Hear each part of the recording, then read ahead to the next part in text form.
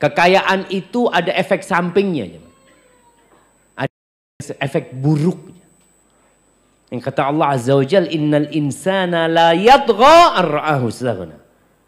Sesungguhnya manusia benar-benar melampaui batas ketika dia merasa nggak butuh, merasa cukup sudah. Merasa semua sudah punya. Apa nunggu itu?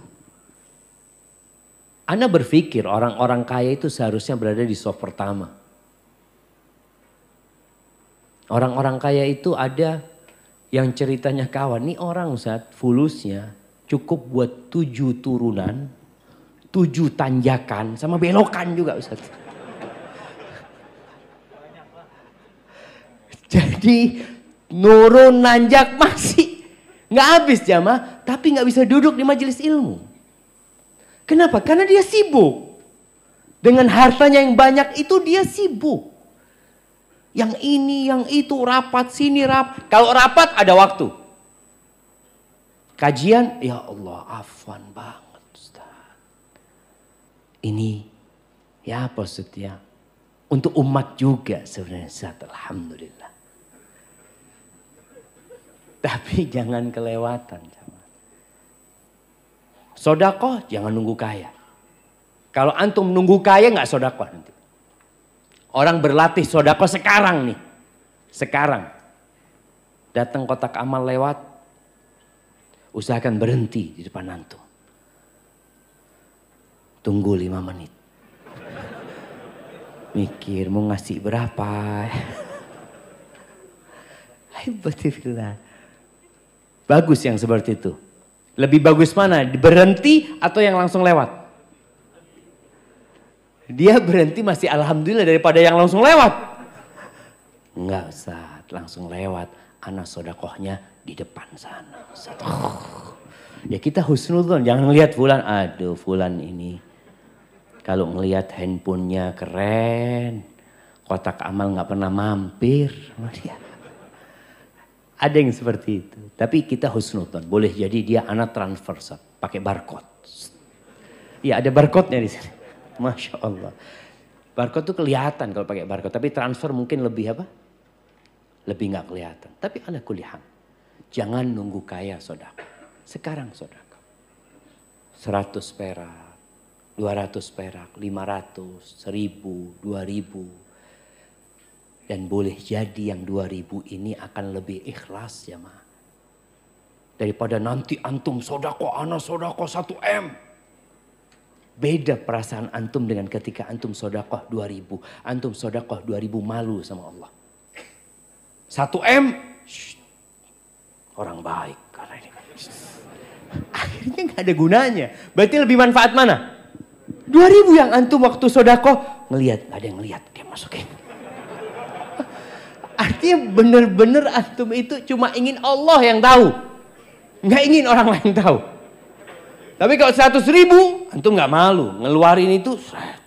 Sini. 2000 nggak berani sini. Sini.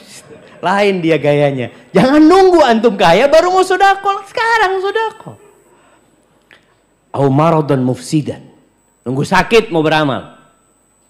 Ada orang-orang sehat nggak pernah sampai masjid. Nggak pernah. Goes 50 kilo tiap hari. Masya Allah. Badannya keren. Masya Allah. Masjid. Adzan. Nanti Ustadz. Nunggu sakit. Sakit anak baru mikir. Oh masjid. Berapa banyak orang sakit kalau dengar adzan. Ya Allah. Abah kepingin ke masjid. Kata anaknya. Abah dulu waktu sehat kemana? Lapangan golf. Jadi beda tempat. Artinya dia apa nunggu itu gitu loh. Nunggu sakit. Karena biasanya orang kalau sudah sakit ada keinginan bertobat. Ada kalau dia orang soleh. Jamaah. Tapi tanpa antum nunggu itu jangan. Nabi nyuruh kita segera beramal. Au haramun mufannidan. Atau nunggu tua renta. Dan banyak masyarakat yang baru ke masjid ketika pensiun. Umur pensiun ini kan umur yang sudah tidak produktif katanya. Baru dia ke masjid. Ke masjid udah sulit untuk sujud.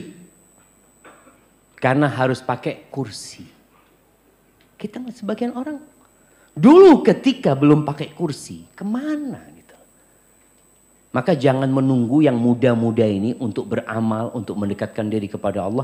Jangan nunggu nanti kalau saya umur 70 tahun. Nanti insya Allah Ustadz, ya sekarang kan masih anak muda Ustadz. Sekarang mulai beramal. Antum sudah hadir kajian, dengar kajian Ustadz, dapat ilmu sedikit. Oh ada amalan yang bagus, baca banyak la haula wala quwata illa billah. Antum dawamkan bacaan itu. Antum dengar tentang fadilah sholat duha, antum amalkan walaupun 2 rakaat. Ana belum bisa sholat malam Ustaz, ya udah witir lah sebelum tidur. Witir lah 3 rakaat witir sebelum tidur. Dawamkan hal itu. Lama kelamaan bisa bertambah. Tapi kalau antum menunda-nunda, lama kelamaan hati kita jadi keras jamaah. Karena ilmunya sudah punya kita. Au mautan mujhizan, atau nunggu mati yang datangnya tiba-tiba. Nunggu mati.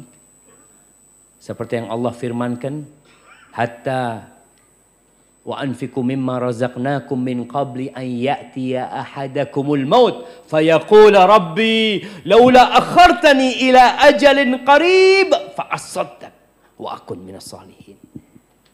Jangan mau sodako nunggu nanti kalau sudah datang kematian. Mau sekarang, ya Allah aku pengen sodako, ya Allah. Tunda umurku sedikit, aku mau sodako. Nunggu itu.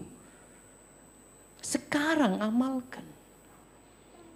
Awid dajjal fasyarru ghaibin yuntazar. Atau nunggu dajjal baru mau beramal. Nanti kalau ketemu dajjal, ana baru mau ke masjid. Orang kalau sudah ketemu Dajjal nggak tahu apakah antum akan beriman atau antum akan jadi pengikut Dajjal. Orang itu suka dengan yang aneh-aneh. Dan Dajjal bisa mengelabui orang. Nunggu Dajjal. Nanti anda lihat Dajjal ini benar Dajjal apa enggak? Tahu-tahu sudah ada di barisannya pengikut Dajjal. Na'udzubillah min dzalik. Awisa'ah wasa'atu adha wa amar. Atau kalian nungguin kiamat. Kalau matahari sudah terbit dari barat, nggak bermanfaat lagi tobat seseorang. Nggak bermanfaat. Orang melihat matahari terbit dari barat, amantu billah, astaghfirullah, tubtu ilallah. Nggak ada gunanya. Kecuali orang yang sudah beriman dan sudah beramal sebelumnya. Tapi kalau nunggu itu, maka tobat itu pintunya terbuka sampai kapan? Sampai matahari terbit dari. Kalau sudah terbit udah nggak berguna lagi tobatnya seseorang. Semua orang akan beriman. Semua orang akan jadi orang baik.